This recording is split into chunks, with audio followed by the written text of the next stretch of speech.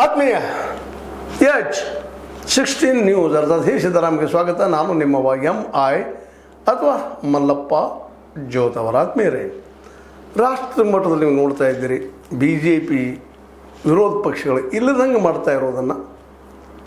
ಆದರೆ ಇಲ್ಲದಂಗೆ ಮಾಡೋದು ಅಷ್ಟು ಸುಲಭದ ಕೆಲಸ ಅಲ್ಲ ಅನ್ನೋದು ಸಹಿತ ಇವತ್ತು ಮೋದಿ ಅಂತ ನಾಯಕರು ತಿಳ್ಕೊಬೇಕಾಗ್ಯದ.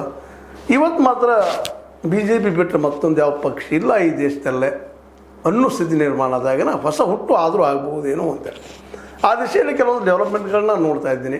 ಅದರಲ್ಲೂ ಮುಖ್ಯವಾಗಿ ಈ ವಿಶೇಷವಾಗಿ ನೀಟ್ ಸಲುವಾಗಿ ಇವತ್ತು ವಾಂಗ್ಚುಕ್ ಆಗಿರ್ಬೋದು, ಪ್ರಕಾಶ್ ರೈ ಅವರಾಗಿರ್ಬೋದು, ಅದೇ ಕಾಲಕ್ಕೆ ಅಭಿಜಿತ್ ದಿಪ್ಕೆ ಅನ್ನುವಂಥ CJPಯ ಒಬ್ಬ ಮುಖಂಡ ಇವತ್ತಾಗಿರ್ಬೋದು, ಜನರಲ್ಲಿ ಅಶಾಂತಿ ಆಗಿರ್ಬೋದು, ಬಡತನ ಆಗಿರ್ಬೋದು, ನಿರುದ್ಯೋಗ ಆಗಿರ್ಬೋದು, ಇವೆಲ್ಲ ಘಟನೆಗಳು ಇವರು ಹುಟ್ಟು ಹಾಕುತ್ತಿರುವಂಥ ಒಂದು ಯೋಜನೆ ನೋಡಿದಾಗ ಎಲ್ಲೋ ಒಂದು ಹೊಸ ಅವತಾರ ಆದೀತಾ, ಹೊಸ ರಾಜಕೀಯ ಡೆವಲಪ್ಮೆಂಟ್ ಆದೀತಾ ಅಂತೇಳಿ ಇಂಥ ಪ್ರಸಂಗದಲ್ಲೇ ಕರ್ನಾಟಕದಲ್ಲಿ ಒಂದಿಷ್ಟು, ಅದರಲ್ಲೂ ರೈತ ಸಂಘ ಹಿಂದೆ ದೊಡ್ಡ ಪ್ರಮಾಣದಲ್ಲಿ ಬೆಳೆದಿರ್ತಂಥದ್ದು ರೈತ ಸಂಘ ಇವತ್ತು ಹಸಿರು ಅದರ ಜೊತೆಗೆ ದಲಿತ ಮೂವ್ಮೆಂಟ್ಗಳು ಆಗಿರ್ಬೋದು, ಇನ್ನುಳಿದ ಸಹಿತ ಇವತ್ತು ಏನಾದರೂ ಹೊಸ ರೂಪ ಪಡ್ಕೋಬೋದಾ ಅನ್ನುವಂಥ ಆಶಾವಾದಿ ಆಗಿ ನೋಡುವ ಸಂದರ್ಭದಲ್ಲೇ ನಮ್ಮ ಕಣ್ಣಿಗೆ ಬಿದ್ದಂಥ ಇಬ್ಬರು ಬಹಳ ಮಹನೀಯ ವ್ಯಕ್ತಿಗಳು ಬೆಳೀತಾ ಇದ್ದಾರೆ.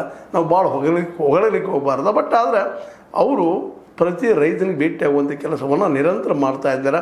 ರೈತರ ಸಮಸ್ಯೆಗಳನ್ನು ತೆಗೆದುಕೊಂಡು ಹೋರಾಟ ಮಾಡ್ತಾ ಇದ್ದಾರೆ. ಅವರ ಇಬ್ಬರು ಶಶಿಕಾಂತ್ ಗುರೂಜಿ, ಇನ್ನೊಬ್ಬರು ನಮ್ಮ ಚೂನಪ್ಪ ಪೂಜಾರ್ ಅವರು, ಇನ್ನೂ ಅನೇಕರಿದ್ದಾರೆ. ಅವ್ರ ಜೊತೆಗೆ ಶಾಂತಕುಮಾರ್ ಇರ್ಬೋದು, ಇನ್ನೊಬ್ಬರು ಇರ್ಬೋದು, ಭಾಳಷ್ಟು ಜನ ಇದ್ದಾರೆ, ಇಲ್ಲ ಅಂತಲ್ಲ. ಆದರೆ ಇವರು ನೋಡ್ತಾ ಇದ್ದೀನಿ ನಾನು. ಮೊನ್ನೆ ಹುಕ್ಕೇರಿಯಲ್ಲಿ ಆಯಿತು, ರಾಮದುರ್ಗದಲ್ಲಿ ಆಯಿತು, ಈಗ ಅಲ್ಲಿ ಏನಪ್ಪ ಅಂತಂದ್ರೆ ವಿಶೇಷವಾಗಿ ಬಿಜಾಪುರ ಡಿಸ್ಟಿಕ್ಕು ಅಥವಾ ಅದರ ಇನ್ನುಳಿದ ಕಡೆಗಳಲ್ಲಿ ಹಳ್ಳಿಗಳಲ್ಲಿ ಹೋಗಿ ಬರ್ತಾ ಇರೋದನ್ನು ನೋಡಿದಾಗ